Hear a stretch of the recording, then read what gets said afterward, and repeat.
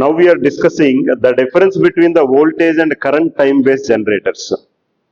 Time-based generator is a circuit which generates the sweep waveform.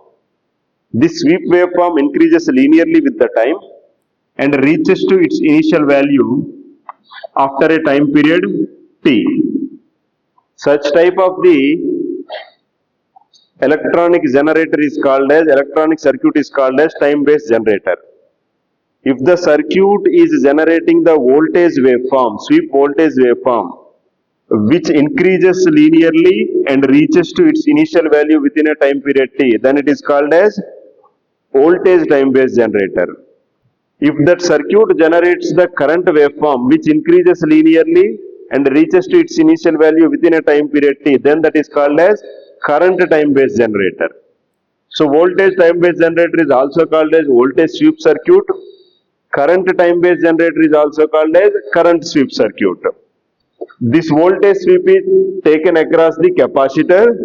This current sweep is taken across the inductor. Okay, it is looking like capacitor is charging and discharging. Similarly, inductor is charging and discharging. Capacitor stores voltage, inductor stores the current. Where we use this voltage time-based generator in CRO.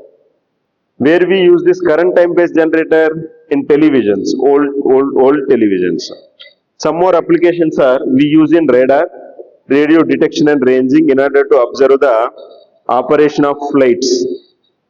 In the radar we use, and in precise time measurements, very accurate time measurements we use, because these sweep generators are very high frequency circuits. They generate the high frequency waves within a single second. They will generate the sawtooth waveform with very high frequency. Next one, in time modulation also we use this voltage and current time based generators.